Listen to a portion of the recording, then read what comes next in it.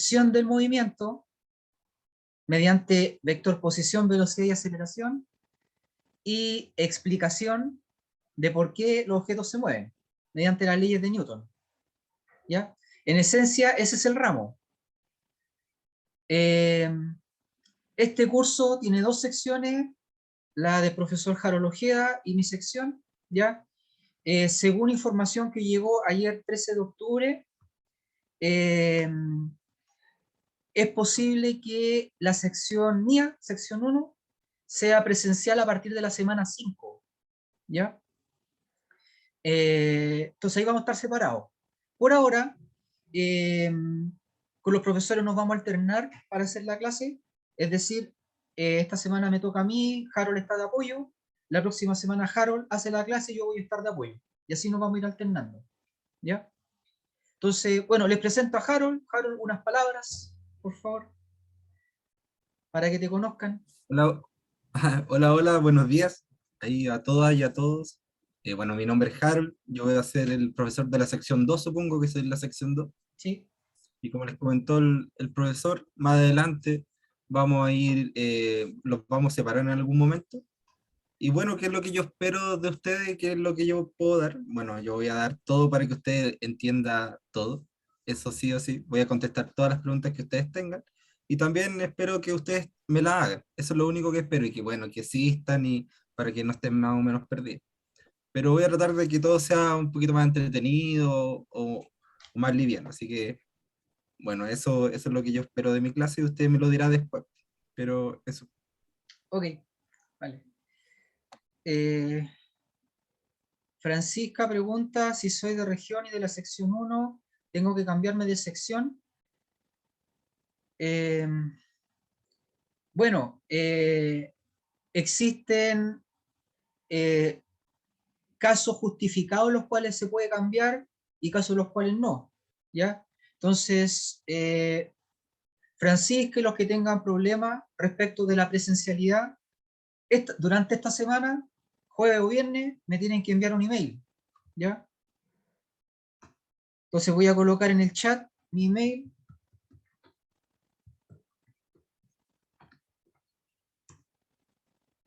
¿Ya?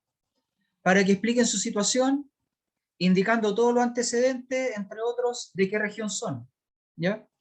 Y esos antecedentes se envían a Secretaría de Estudio para decidir qué cosa hacer, ¿ya?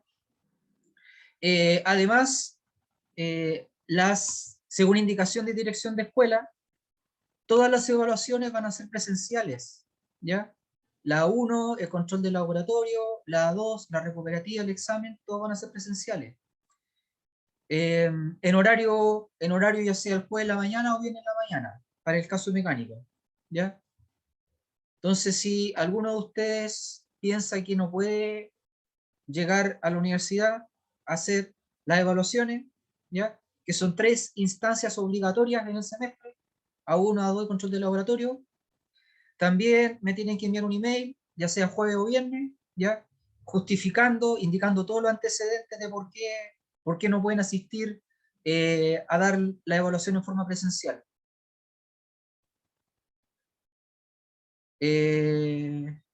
Sofía pregunta si vamos a informar cuando se haga la separación. Sí, vamos a informar, ¿ya?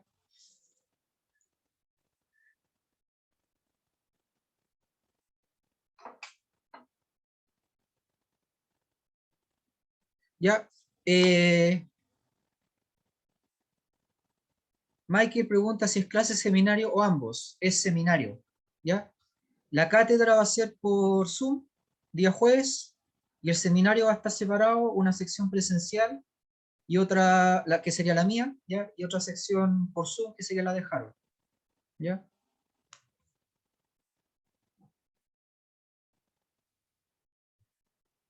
Ya. Otra cosa, llegó un comunicado el lunes de dirección de escuela donde se indica que los profesores estamos autorizados para solicitar que ustedes prendan la cámara web. Eso es para mejorar el clima de aula, ¿ya? Entonces, no, si bien no es obligatorio, sí estamos autorizados para solicitarlo, Así que si ahora algunos voluntariamente lo pueden prender, sería genial, ¿ya?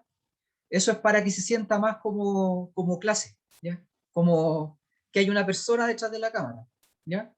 Así que agradecido por los que lo hicieron voluntariamente ahora, ¿ya? Y otra cosa es que durante los seminarios, los profesores estamos autorizados para pasar lista 2 veces, ¿ya? ¿Cómo se pasa lista 2 veces? Durante la cátedra no, pero durante los seminarios sí. Eh, Cuando nosotros solicitamos que indiquen que están presentes, tienen que anotar su nombre y apellido en el chat. Eso lo vamos a hacer 2 veces en forma aleatoria, ¿ya? Y se considera que el alumno está presente cuando se ha anotado las 2 veces. Después, ese archivo se pasa a Excel y se ve si las 2 veces estuvieron presentes, ¿ya? Entonces ahí se dice que el día del seminario estuvieron presentes, después se hace la estadística, y según indicaciones que llegaron el lunes y que cambiaron ayer, ¿ya? Porque el lunes decía 70% de exigencia, pero ayer se bajó a 50, ¿ya? Entonces, si la asistencia de cada alumno es mayor o igual que 50%, se considera presente en los seminarios, y al revés, si es menor que 50%, tiene que dar el examen automáticamente. Eso es por indicaciones de dirección de escuela, ¿ya? Entonces ahora la asistencia a seminario es un requisito para aprobar el ramo, ¿ya? Y la asistencia tiene que ser mayor o igual que 50%.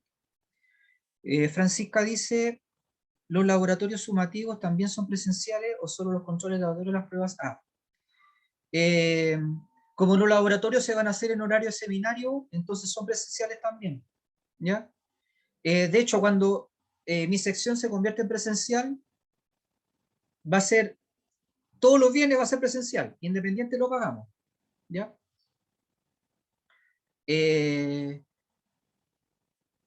Y sobre las pruebas A, son presenciales para ambos grupos, ¿ya?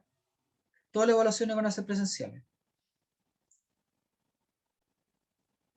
Y si es de región, me tienen que enviar un email, ya sea hoy día o mañana. Ya coloqué en el chat mi email, justificando por qué no puede venir, ¿ya? Ojo que, según conversaciones con el coordinador de primer año, si alguien dice soy de región, pero soy de la sexta región, eso no es justificativo, ¿ya?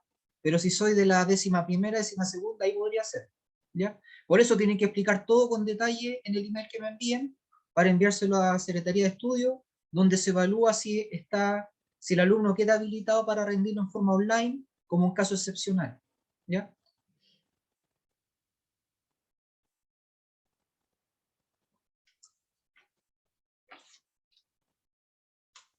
Ya. Entonces, le voy a compartir pantalla.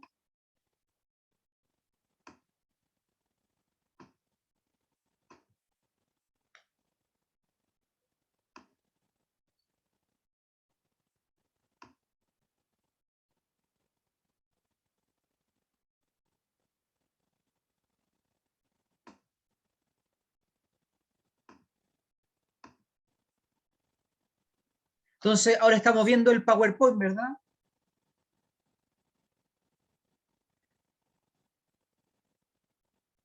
Ya. Sí, profe. Ok. Entonces, para consulta de ejercicios, igual que el semestre anterior, hay que utilizar el repositorio consultas, cuyo link estará en la sección de novedades. Para consultas de otro tipo, como logística, recalcular un promedio, inasistencia, etcétera, enviar un email al profesor de la sección correspondiente. Los de la sección 1 a mí, los de la sección 2 a Harold, ¿ya?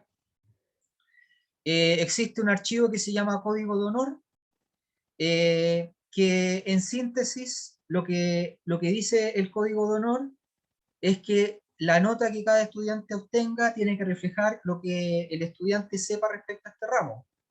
Entonces, ahí se especifica por qué no hay que hacer fraude ni plagios, ¿ya? Hay una razón a corto plazo y otra razón a largo plazo, ¿ya? Bueno, hay que pensar que en el caso de fraude y plagio, se estaría certificando una habilidad que ustedes no tienen y que a futuro profesionalmente los podría perjudicar, ¿ya? Al aplicarlo en forma incorrecta, ¿ya? Si bien a corto plazo puede haber un beneficio que es pasar el ramo, ¿ya? A largo plazo no es beneficio. Además está la razón de que los profesionales universitarios tienen un código de ética, ¿ya? Y ese código de ética se empieza a ejercitar desde ahora, ¿ya? Que en casos sencillos eh, simplemente ser responsables de las notas que se obtengan. Y también piensen que a futuro, si bien ahora eh, cuando tienen un desempeño bajo, la consecuencia de eso es una mala nota.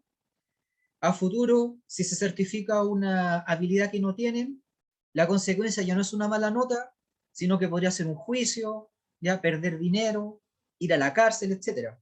Todas esas cosas ocurren cuando uno tiene una habilidad que no ha desarrollado bien y que se ha certificado incorrectamente, ¿ya? Bueno, entonces eso es lo que explica el Código de Honor, y también hay una consecuencia de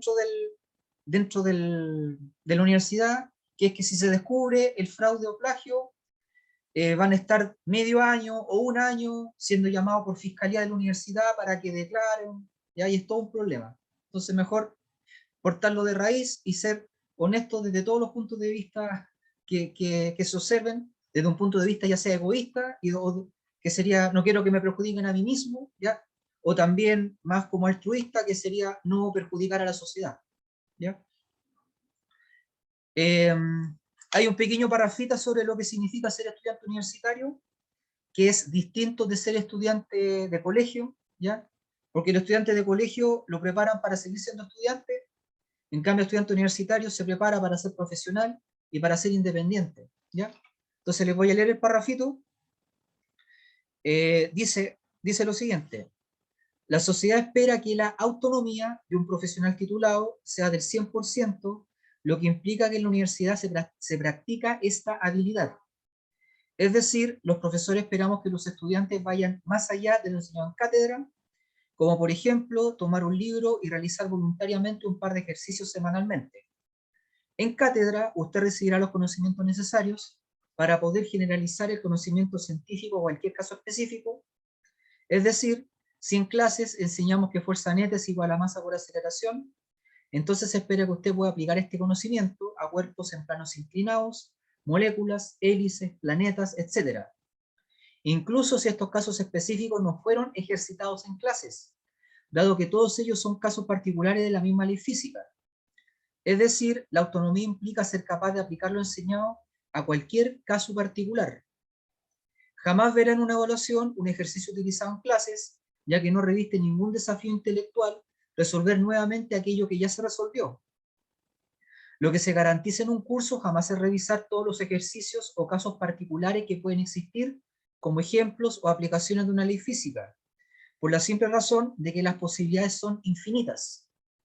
Lo que sí se garantiza en un curso universitario es que se entregarán todas las herramientas científicas que permitirán resolver casos particulares de una misma ley física, incluso si la situación específica es un caso particular inesperado. De hecho, una evaluación bien diseñada está obligada a incluir casos particulares inesperados. O sea, esperen lo inesperado, ¿ya? Y eso se acentúa mucho cuando uno es profesional, ¿ya?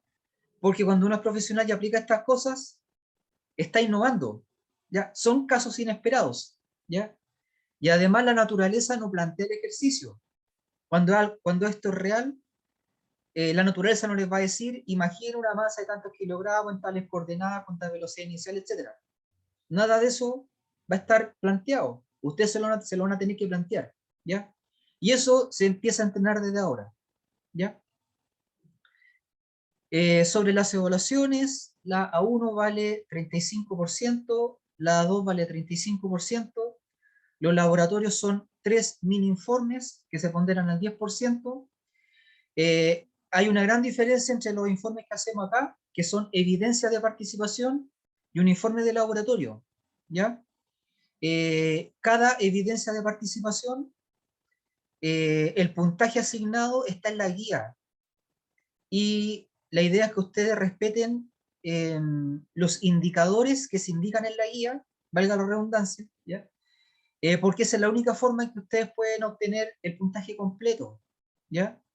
Entonces, y se agregan cosas que no están mencionadas, por ejemplo, marco teórico, puede que no esté mencionado, análisis, ¿ya? Conclusión, etcétera. Eso no aporta nada, estarían trabajando de más, ¿ya? Así que, como grupo, revisen en detalle cada guía y solo agreguen en la evidencia que se entrega finalmente y que se evalúa, solo agreguen lo que se solicita, nada más, ¿ya? De hecho, es posible hacer todo, desde la experiencia de laboratorio hasta la evidencia que se evalúa, es posible hacerlo todo en 2 horas, 2 horas y media, ¿ya? O sea, si ustedes están en el laboratorio, toman medidas, después en una hojita escriben solo lo que se pide, ¿ya? En 2 horas, 2 horas y media estarían listos, ¿ya? Bueno, además hay un control de laboratorio que se pondera al 20%, y tenemos 2 evaluaciones formativas asincrónicas que son de ensayo, ponderación de 0%, ¿ya? También hay que mencionar que los profesores no estamos atentos a las consultas en la modalidad 24/7, así que puede que nos demoremos de 1 a 2 días en responder sus consultas, ¿ya? Lo cual va a ser normal, ¿ya? Y como ya les dije, las consultas de ejercicios por medio del repositorio y consultas de otro tipo, como las logísticas, por medio de un email al profesor de la sección correspondiente.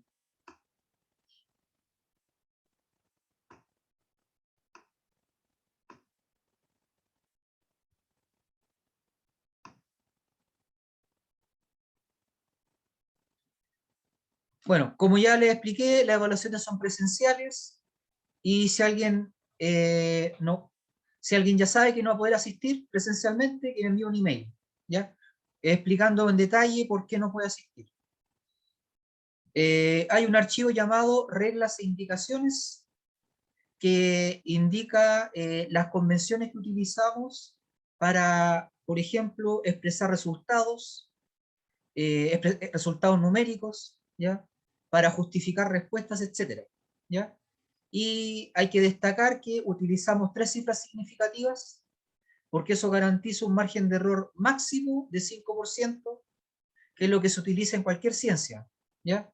Biología, química, física, lo que sea, el error máximo es de 5% o de 1 en 20, ¿ya? Y eso es porque la ciencia tiene que ser mejor que el azar. Si fuera azar, equivaldría a lanzar una moneda, ¿ya? Posibilidad de equivocarse 1 en 2, y la ciencia tiene que ser al menos 10 veces mejor. O sea, en vez de 1 en 2, es 1 en 20. Eso se consigue usando al menos 3 cifras significativas. O sea que el número 1.000.000 no se escribe como 1 por 10 elevado a 6, sino que se escribe como 1.00 por 10 elevado a 6. Ahí tenemos 3 cifras significativas. Además, la convención internacional es que el separador decimal es el punto, no la coma, ¿ya? Y que para separar coordenadas se utiliza la coma, ¿ya? Y en caso de que estén haciendo una evaluación escrita o un informe, el número tiene que tener las unidades en el sistema internacional, ¿ya? No así en Canvas, porque cuando Canvas dice coloque aquí abajo su resultado con 3 cifras significativas y en unidades del sistema internacional, como dice en unidades del sistema internacional, se asume que las unidades se sobreentienden, no hay que colocarlas, solo se coloca el número, ¿ya? Hay una forma especial de estudiar la modalidad online, que es cuando uno ve un video, no lo hace en forma pasiva como si fuera una película, ¿ya? Sino que tiene que ponerlo en pausa cuando lo consideren necesario para tomar apuntes. Si algo no entendieron, lo tienen que retroceder, ¿ya?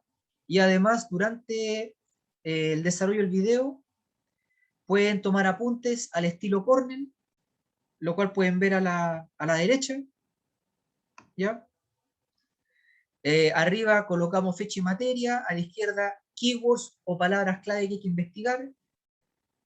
donde dice apuntes, la sección, esa es la sección directa de cuando toman apuntes, ¿ya? La sección en bruto directamente del video, y después de hacer esas tres cosas, abajo se coloca el resumen, que se sugiere que sea una especie de mapa mental, ¿ya? En vez de texto, porque es más fácil recordar imagen a recordar texto, ¿ya? Y cuando ustedes tienen que hacer un ejercicio de una guía, por ejemplo, y llegan a cierto resultado, no se olviden que el resultado se asume correcto cuando tienen un margen de error máximo de 5%, ¿ya? O sea que si el número correcto es 100 y ustedes tienen 104, está bien, pero si obtienen 106, está mal y tendrían que revisar su procedimiento. Muy probablemente se equivocaron en algún paso, ¿ya? Un error mayor que 5% suele indicar error en algún paso. Si el error es superior al 5%, se considera malo, ¿ya? Pero sí se puede tener puntaje por el procedimiento, ¿ya?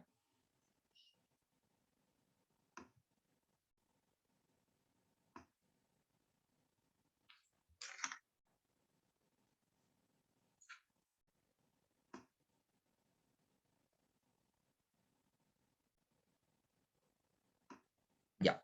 ¿Algún comentario? ¿Alguna consulta?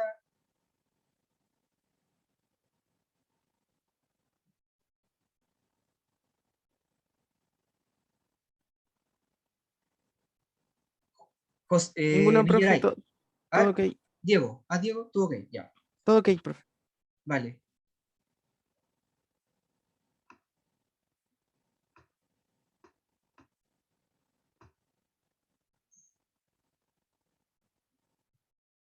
Si quisiera ir al presencial, pero sucede que por X razón no puedo ir un día, ¿puedo recuperar el seminario? No, no se recupera, ¿ya?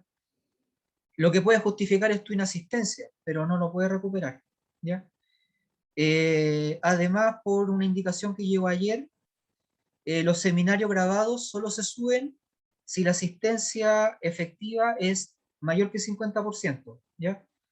Entre el lunes se había indicado que era 70%, pero ayer se cambió 50%, ¿ya?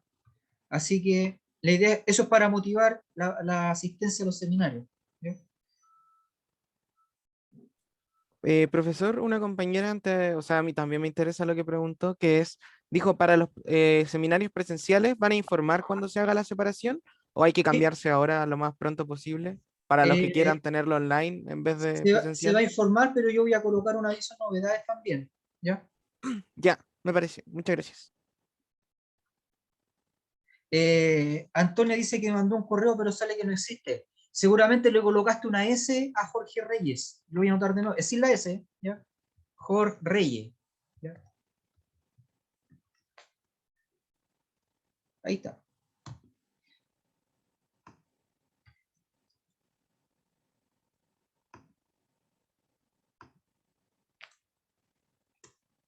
¿Ya? No tiene una S al final por si acaso. Típico error. ¿Ya? Ya.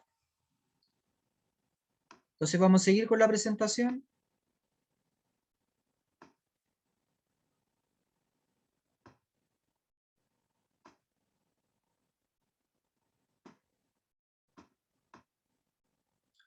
Entonces, hoy día corresponde ver herramientas matemáticas.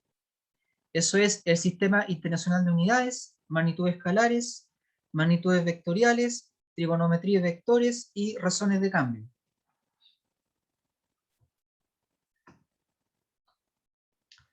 Entonces, en primer lugar, las unidades de medida. Una unidad de medida es una cantidad física que sirve de referencia para una determinada medición. En mecánica tenemos objetos que evolucionan en el espacio-tiempo, que evolucionan en el espacio y en el tiempo. Así que necesitamos tres ingredientes, uno para el espacio, otro para el tiempo y otro para los objetos que hacen el papel de actores, ¿ya? El espacio lo medimos en metros en el sistema internacional, ¿ya? Que después se convirtió en una norma ISO, ¿ya?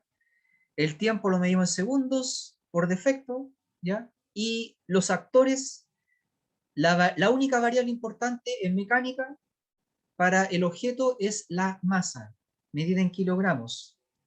¿Ya? Entonces, normalmente por defecto, ya sea las evaluaciones, eh, las guías, los informes, lo que sea, ¿ya? Van a estar por defecto en unidades de sistema internacional. ¿Ya? Sin embargo, hay casos especiales donde, por ejemplo, la masa es muy pequeña, digamos la masa de un electrón, masa de un protón, etc. O al revés, es muy grande, la masa de una estrella o de la galaxia. Así que podemos usar múltiplos y submúltiplos, ¿ya? Submúltiplos como micro, mili, centi o deci, y múltiplos como kilo, mega, giga, etc. ¿Ya? Entonces, para verificar la comprensión de esto, la idea es que anoten en el chat unidades que ya sean múltiplos o submúltiplos, ya sea de masa, de tiempo o de espacio. ¿Ya? La idea es que participen. ¿Ya? Usemos el chat.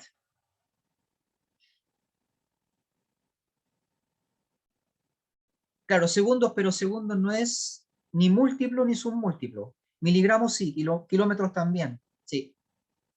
Centímetro, bien. Milisegundos, nanómetros. Tera, pero tera algo. ¿Ya? Picómetro, tonelada, sí. Kilogramo.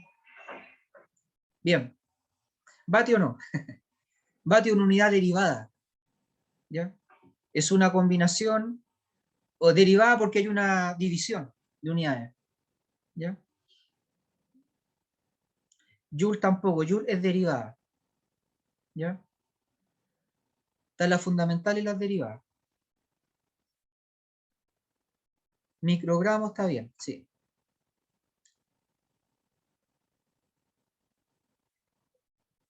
Newton es derivada porque es kilogramo por metro dividido por segundo. Hay una multiplicación y una división. ¿Ya? Unidad fundamental, unidad derivada, múltiplos, como múltiplos que empiecen con kilo, con giga, o submúltiplos que empiecen con mili, con micro. ¿Ya? Profesor, entonces la de la aceleración también sería una derivada. Sí. Metro dividido por Ay, segundo al cuadrado. Sí. sí, eso. Muchas gracias. Ya.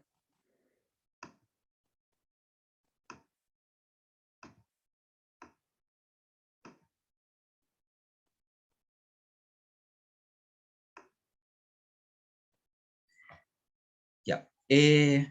Una magnitud física es una propiedad o cualidad de la naturaleza que puede ser medida o que es medible. ¿Ya?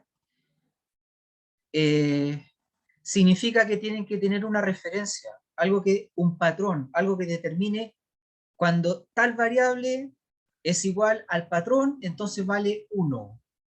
¿Ya? Entonces tenemos para el tiempo, tenemos una unidad fundamental, el segundo, ¿ya? Que por ejemplo puede ser medida por la distancia que recorre la luz. ¿Ya? Uno puede decir, si la luz recorre 300.000 kilómetros, entonces ha transcurrido un segundo. ¿Ya? Ahí tendríamos la unidad de tiempo. ¿Ya?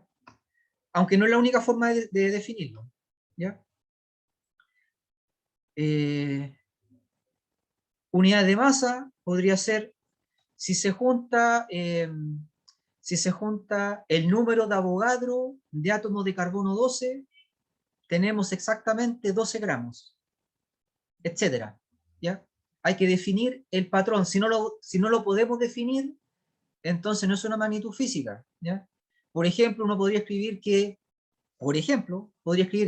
alegría al cuadrado es igual a eh, riqueza elevado a 3 menos tristeza, por ejemplo. ¿Ya? Pero no son medibles. ¿Ya? Se fijan, tenemos variables matemáticas, pero no existe el patrón o la unidad de medida. ¿Ya? Bueno, existen magnitudes vectoriales y escalares. Las magnitudes escalares solo se representan con un número real. ¿Ya? Un número real que está truncado, ¿ya? Que está truncado dependiendo de nuestra precisión, ¿ya? Entonces en este curso lo truncamos, o lo aproximamos, mejor dicho, a las 3 cifras significativas, ¿ya?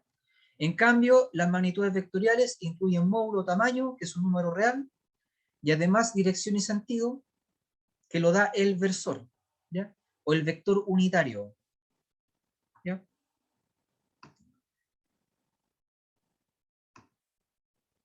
Así que participemos en el chat y coloquemos magnitudes vectoriales.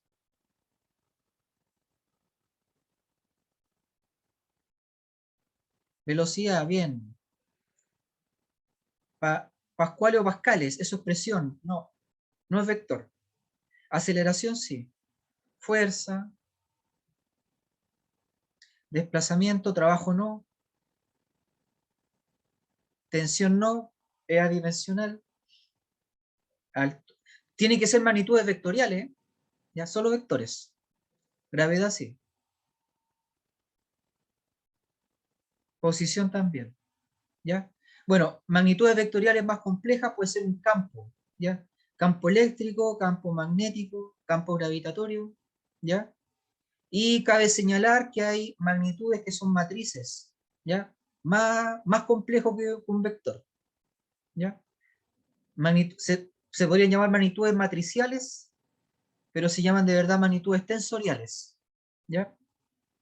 Entonces, en vez de usar 3 coordenadas, por ejemplo, x1, x2, x3, podrían usar 9, ¿ya? Por lo bajo, ¿ya?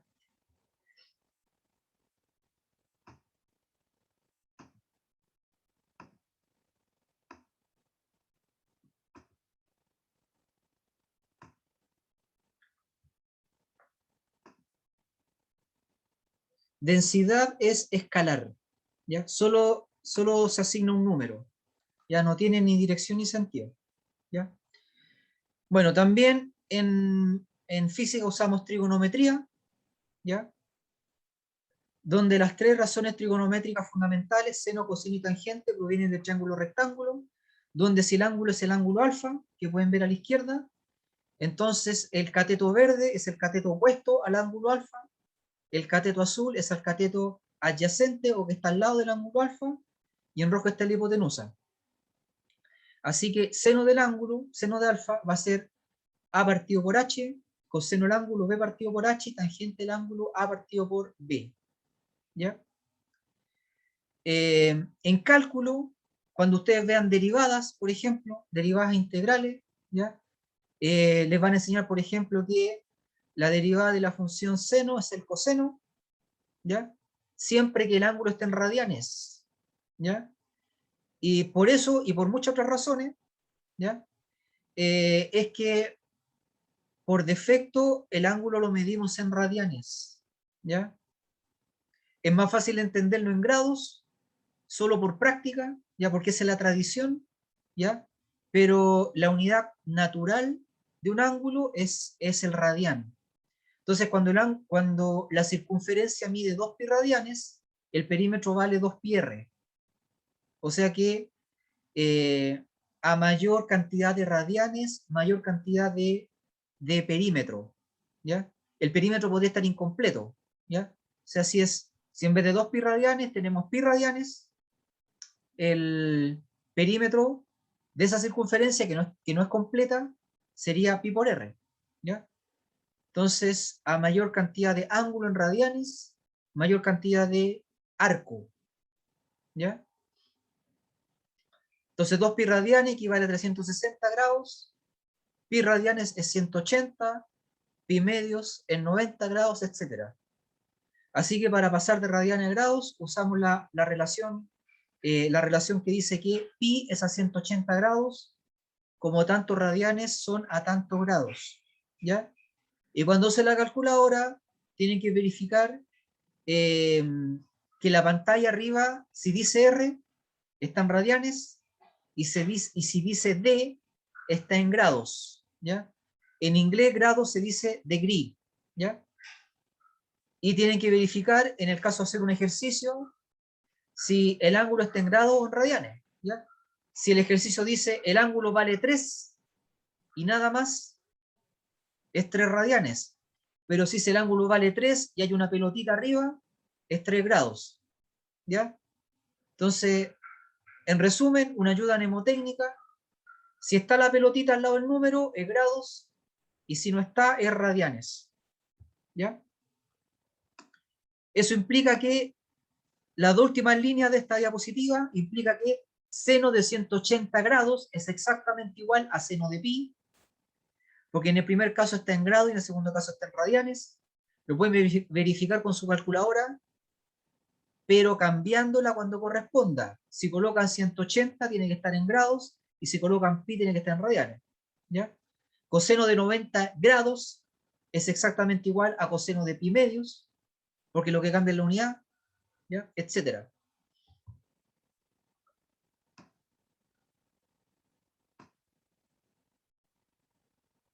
Entonces aquí podemos ver que en este pantallazo, la pantalla de la calculadora arriba tiene una D, lo que significa que trabajamos en grados en ese caso. Y si dijera R, diría radianes. Tenemos un botón para las funciones trigonométricas, seno, coseno y tangente, ¿ya? Y cuando se aprieta el botón de S a D, podemos cambiar el resultado de expresión simbólica a decimales, ¿ya? Como estamos en física, la respuesta no se da simbólicamente, ¿ya? Es decir, si ustedes colocan que la respuesta a tal ejercicio es 3 dividido por 5, se leería 3 quintos, 3, ¿ya? Ahí no estaría completo, ¿ya? Porque la física tiene la orientación de tecnología. Ustedes no van a decir algo vale 3 dividido por 5, ¿ya? Lo que van a decir es esto vale 0.6, ¿ya? Entonces, no, la respuesta no la damos simbólicamente como una división, como una raíz cuadrada, ¿ya? Sino que la damos con el número asociado a la expresión simbólica con mínimo 3 cifras significativas, ¿ya? O sea, en matemáticas, raíz de 10 puede ser una respuesta, pero en física, en ingeniería, en medicina, en química, raíz de 10 no es una respuesta, ¿ya? Si a un físico, un médico, le dice esto vale raíz de 10, ¿qué va a hacer el científico? Va a sacar la calculadora y va a calcular cuánto es raíz de 10, lo que demuestra que está incompleto, ¿ya? Necesitamos el número real asociado a la respuesta.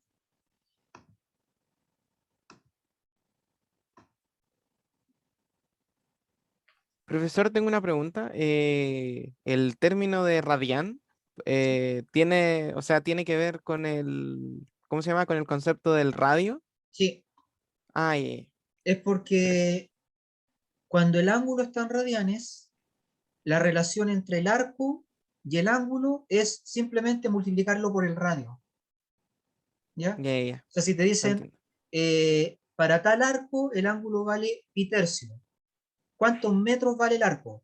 La respuesta es fácil, pi tercio por el radio, ¿ya? Sí, Eso no gracias, pasa profe. cuando está en grados, por ejemplo. Cuando está en grados, la respuesta no sería 360 grados por el radio, ¿ya? No, no podría ser. Claro. Muchas Pero gracias, cuando profe. radianes funciona. Ya. Ya, por la hora tenemos que hacer un break de 10 minutos, ¿ya?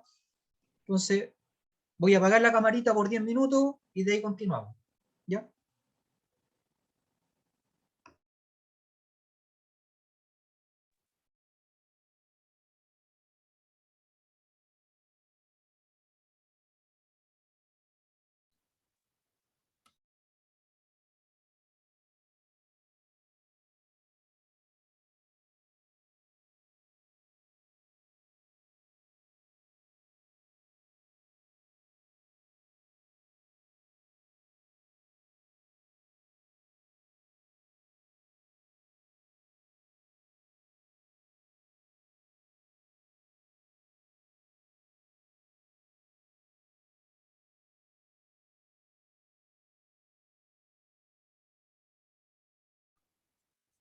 Pucha, no me quise ir, pero no sé si estáis Diego. A lo mejor ahí, que me quedo dando vuelta a tu última pregunta, que es bastante buena igual. O todos se fueron. Me dejaron salir.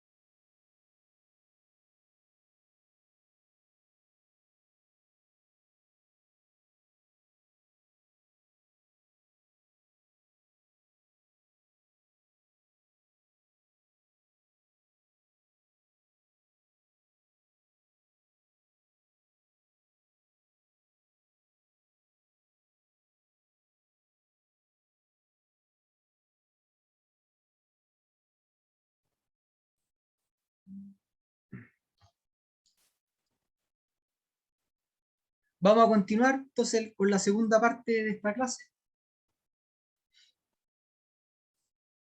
Los que quieran pueden prender la cámara.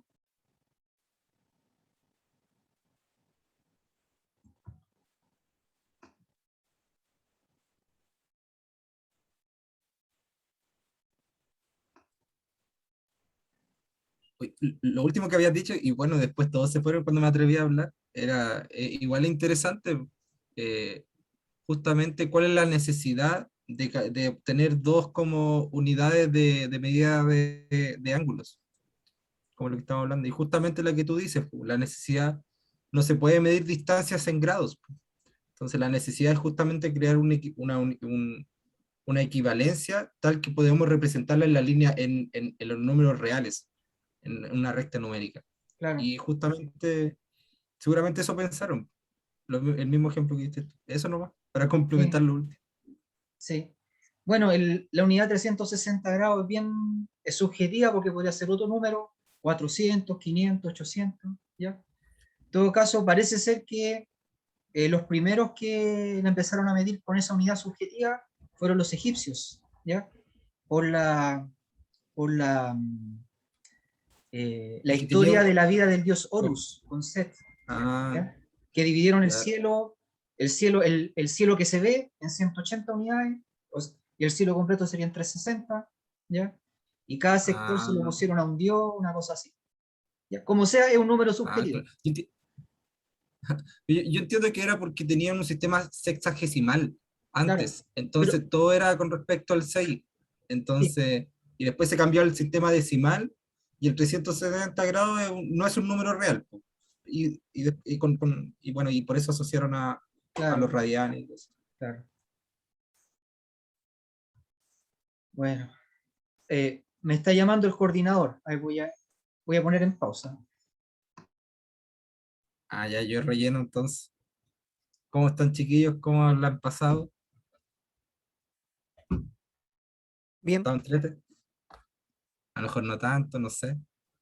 Pero porque mienten, dice bien. Mentira. Mienten de esa forma. Ya que bueno. Bueno, yo creo que más no se ha hablado mucho hoy día igual, pues. De hecho, se ha hablado solamente de la administración, del curso, qué es lo que se va a ver más o menos hoy día y todo lo que le interesa al principio.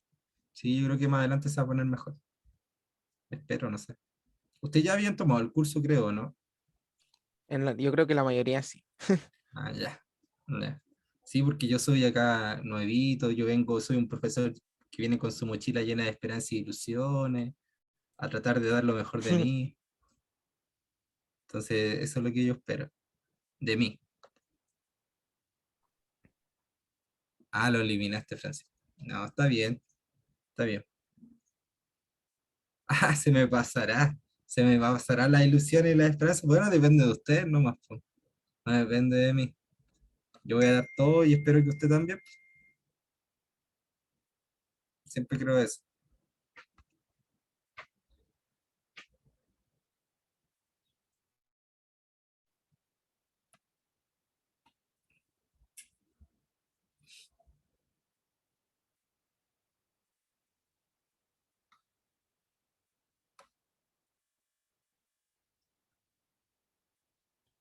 Igual vinieron, faltaron sus personas, porque en mi curso hay 24 y en el curso de Jorge seguramente hay más. Yo supongo que también debe haber el intercambio al revés, ¿cierto? Si usted quiere como seminarios presenciales, a lo mejor también se puede dar ese tipo de situaciones. No solo si es que no puede ir a la presenciabilidad. Así que si está animado o animada, yo creo que a lo mejor también es conversable. Aunque yo no, no estoy muy actualizado en el tema, porque esas cosas como que han salido como recién, creo yo que sí se puede dar ese tipo de cosas. Porque yo estoy seguro que ustedes como que quieren ir igual, salir de sus casas.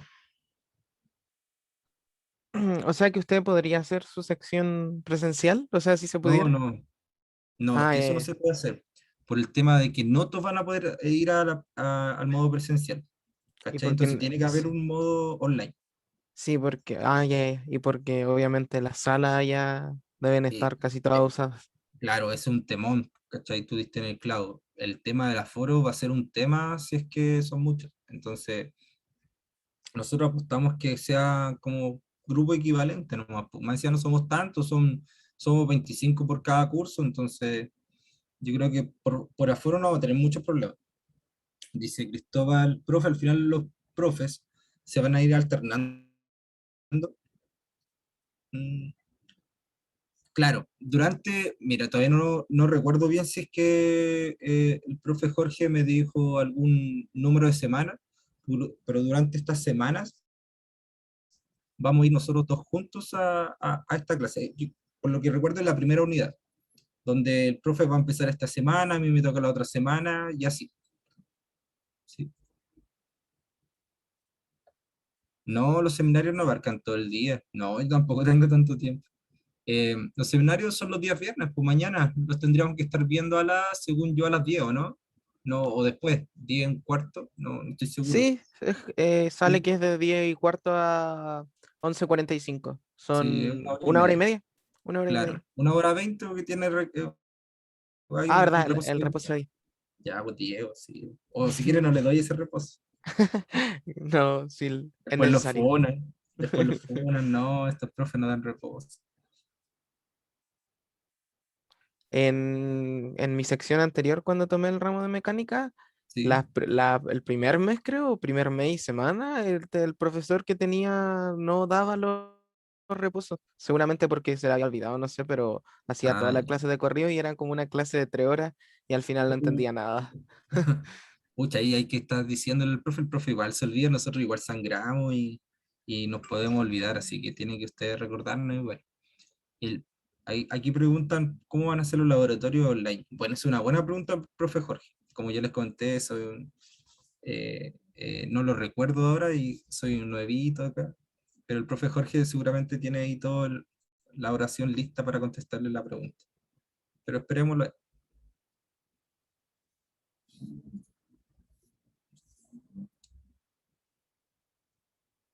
que lo más probable es que me lo haya dicho, pero a mí igual se me olvidan las cosas. Estoy viejito ya. Entonces no quiero hablar, no quiero responder cualquier locura. Después no sé, queda grabado aquí y me cancelan.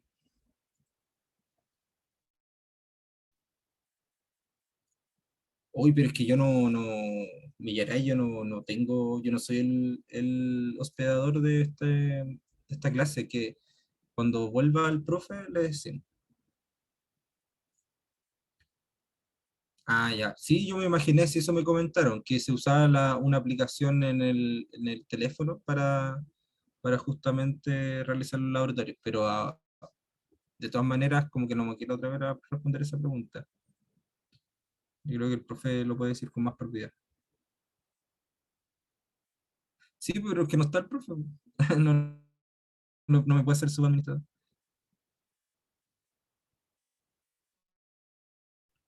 Ah, eh, eso, que es lo mismo, es la misma respuesta. O sea, esperemos al profe para que lo conteste. Sí, porque de verdad no quiero dar una respuesta incorrecta. Pero si el profe está ahí, ¿por qué se desesperan tanto? Esperen un ratito.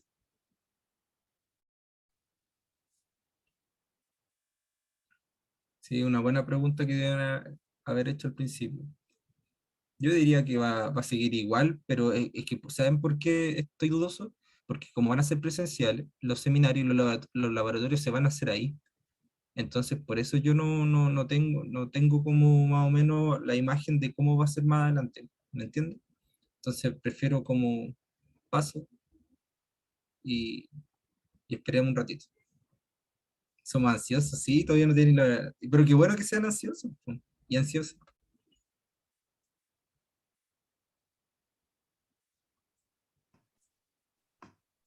Que así yo les puedo exigir más ahí en las clases, que me hablen. Ahí llegó el Ya, profe. aquí estoy de regreso. Ya hablé con el coordinador.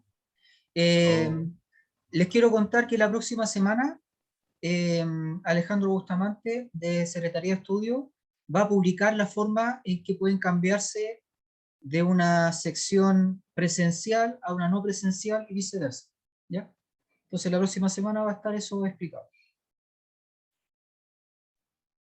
Antonia Profe, dice solamente el viernes el sí, eso le seminario, voy a decir.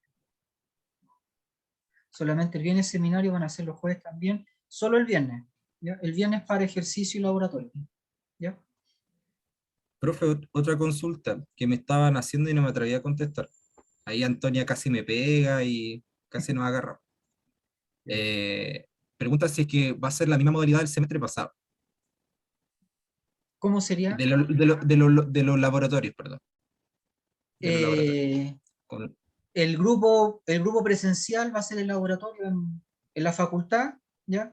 Medición con celular, ¿ya? En la facultad. Incluso capaz que terminen el mini informe en ese horario, ¿ya?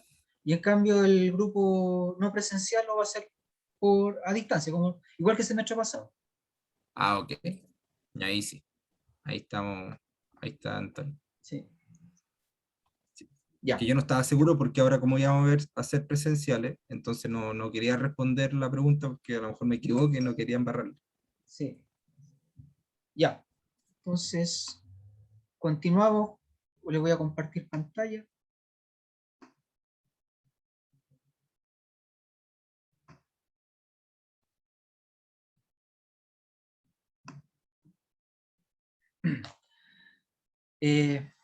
Ahora vamos a ver vectores.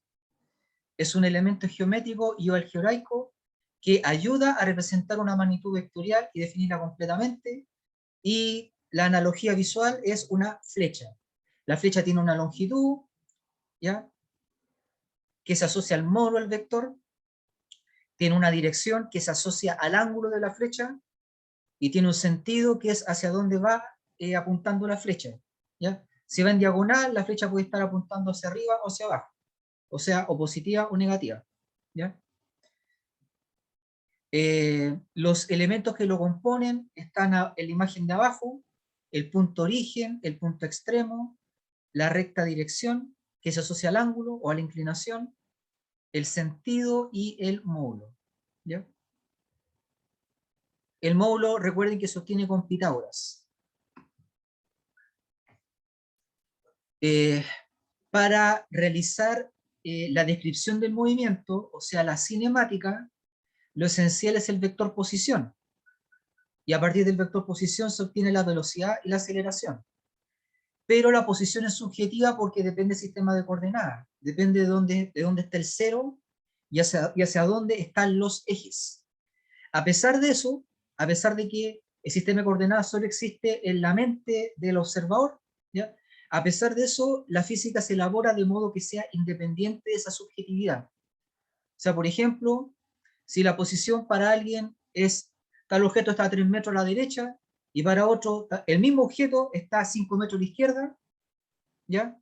Son afirmaciones distintas, pero físicamente pueden ser equivalentes, ¿ya? Dependiendo del sistema de coordenadas, ¿ya? Es una de las gracias de la física, que es independiente del sistema de referencia, ¿ya?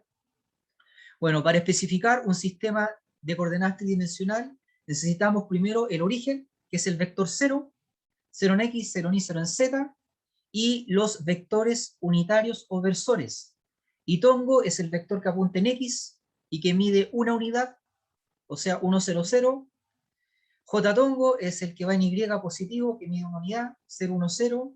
Y K tongo, el que apunta en z, una unidad, 0, 0, 1. Ya con eso se puede escribir el vector posición. Lo podemos escribir de dos maneras: uno con coordenadas, el vector posición simbolizado con R, y, escrito como Rx, Ri, Rz, o como una combinación lineal o sumatoria de vectores unitarios, que sería Rx en itongo más Ri en J más Rz en Ktongo. Y si recuerdan que itongo es 1, 0, 0, Jtongo es 0, 1, 0 y Ktongo es 0, 0, 1, entonces al hacer la multiplicación de los módulos Rx, Ri, Rz por los versores por IJK, pueden llegar a la expresión como coordenadas, ¿ya? O sea, Rx, Ri, Rz.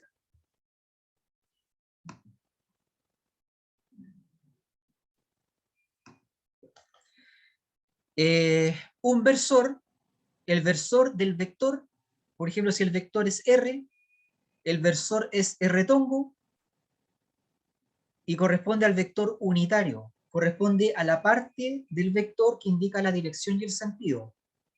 Y eso se obtiene como el vector partido por su tamaño, ¿ya? Y el tamaño obtenido con Pitágoras, ¿ya?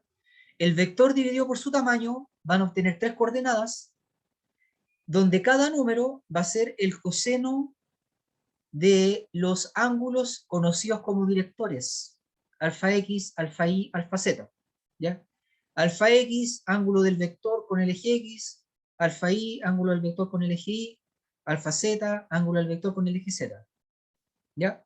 Así que el versor, los números que contiene el versor son los siguientes: en X, coseno de alfa X, en Y, coseno de alfa Y, y en Z, coseno de alfa Z, ¿ya? Los vectores como el vector fuerza, ¿ya? Se puede sumar, ¿ya? Y otros vectores como las posiciones se pueden restar para encontrar el desplazamiento, ¿ya? Para sumar y restar vectores se suma y o resta las componentes, ¿ya? O sea, A, B, C más menos D, E, F va a ser igual a más menos D, B más menos E, C más menos F, ¿ya?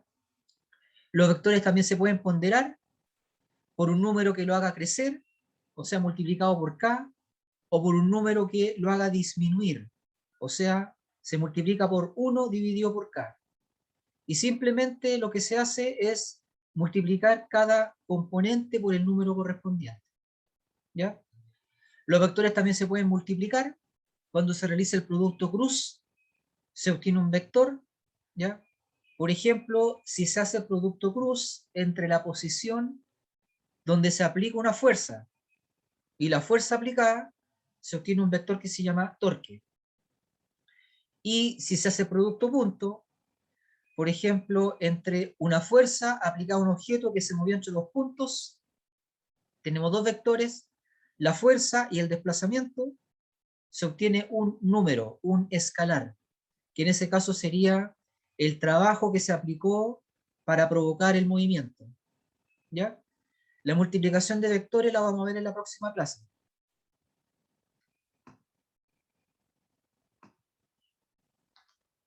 Y la siguiente herramienta matemática que hay que revisar corresponde a razones de cambio o RC. La razón de cambio de una curva donde el eje X o el eje horizontal lo simbolizamos con la variable U y el eje vertical o la ordenada, ¿ya? Con f de U, una función que depende de U. Teniendo eso podemos calcular la razón de cambio de f de U respecto de U. O sea, cómo cambia la función f cuando U cambia en una unidad, ¿ya? Eso es igual a la pendiente de la curva en ese punto, ¿ya? Y se calcula como la fórmula de la última línea dice delta F partido por delta U. O sea que hay que tomar dos puntos, el punto inicial y el final de la curva, y calcular F en U final menos F en U inicial partido por U final menos U inicial. Y eso nos va a dar el valor de cuánto cambia F al cambiar U en una unidad en el punto donde hicieron el cálculo, porque la pendiente puede cambiar, ¿ya? Si bien esto parece abstracto, muy abstracto, no lo es, porque así es como se calcula una velocidad, que sería posición final menos posición inicial partido por tiempo final menos tiempo inicial, y una aceleración, que sería velocidad final menos velocidad inicial partido por tiempo final menos tiempo inicial, ¿ya? Y como ustedes ya están en el segundo semestre, ya saben que cuando el denominador tiende a cero, esto se convierte en una derivada, en una razón de cambio exacta, ¿ya? Entonces aquí vemos un gráfico de una curva, está en rojo, y queremos calcular la razón de cambio considerando U inicial y U final, los cuales están indicados en la recta horizontal. Está U inicial, U final, y está al medio, exactamente al medio, U sub 0. Así que podemos calcular la razón de cambio en U sub 0.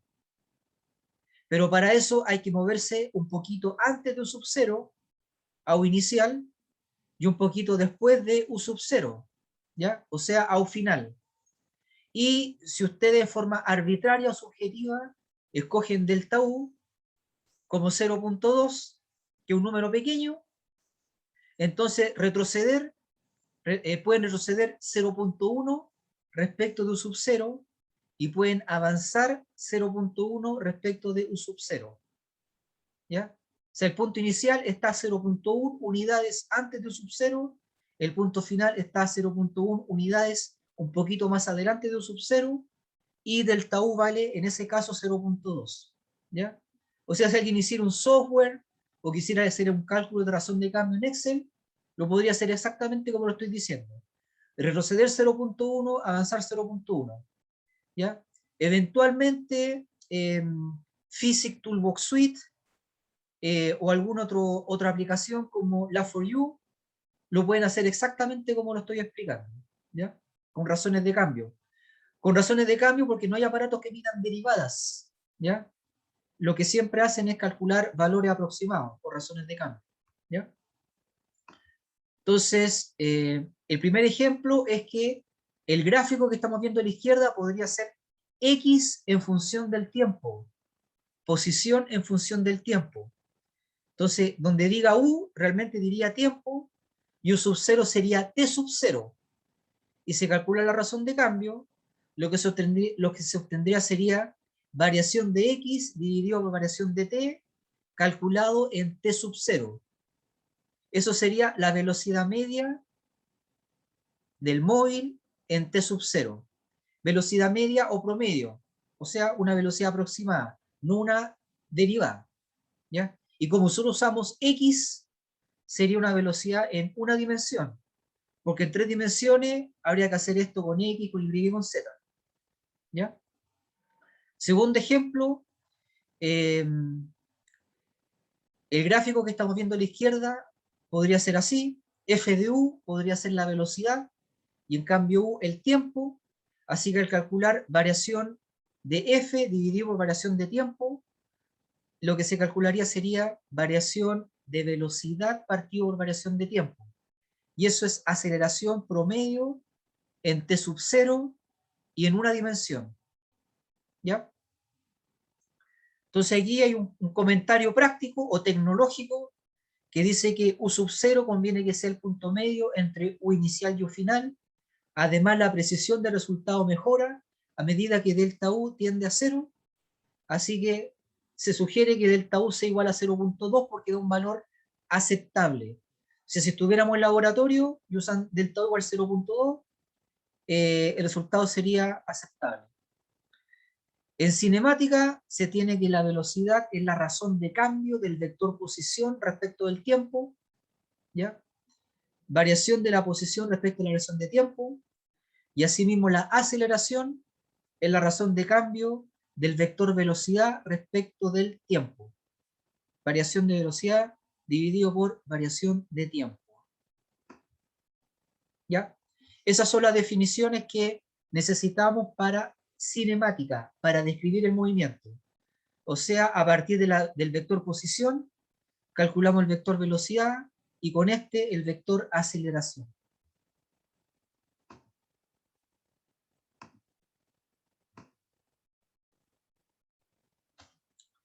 Antonia dice, ¿cómo sería un resultado no aceptable entonces? O eso depende de los datos que nos den. No aceptable cuando tienen un margen de error mayor que 5%. ¿Ya? Entonces, normalmente en un laboratorio de cinemática, donde se estudian cosas macroscópicas como un avión, un cohete, un auto, una pelota cayendo, etc., 0.2 suele dar un resultado dentro del 5% de error. Por ejemplo, así lo hace Physics Toolbox Suite. ¿Ya? Entonces, si no se dice lo contrario, usemos 0.2. ¿Ya? Y si quieren el valor exacto, hay que derivar, ¿ya? La velocidad instantánea es la derivada de la posición respecto al tiempo, y la velocidad media sería posición final menos posición inicial partido por tiempo final menos tiempo inicial. ¿Ya? Esa es la diferencia. Por si acaso, con un 0.2, la velocidad media normalmente va a ser muy semejante a la derivada, a la velocidad instantánea. ¿Ya? Ya, ¿más dudas?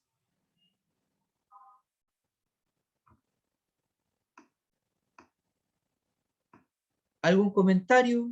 ¿Consultas? Ninguno, profe, todo ok. Ya. Harold, ¿quieres agregar algo? ¿Algún ejemplo, alguna observación? No, no, hasta ahora, no, para nada. Bueno, la última pregunta con respecto a la velocidad instantánea y la velocidad media, como que en verdad, como que la instantánea igual es lo que pasa en cada punto en específico, o por decirlo algo así como en un intervalo de tiempo muy, muy, muy chiquitito. Y la media es como un intervalo un poquito más grotesco. Entonces, Sí. básicamente, a lo mejor para como profundizar esa pregunta, a lo mejor, como Ya. desde el punto de vista más Claro, de la velocidad. Eso. claro, como es un valor medio, se toma un intervalo más grande.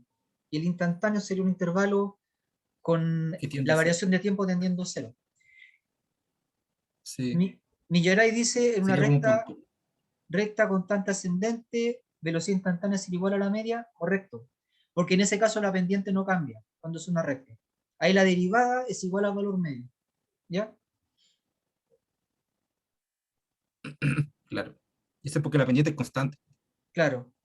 Antonia pregunta cómo sería la derivada de la velocidad instantánea.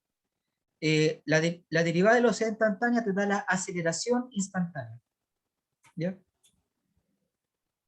O sea, como ustedes ya saben derivar, les podría decir que si la velocidad es t cuadrado, la aceleración sería 3t, la derivada.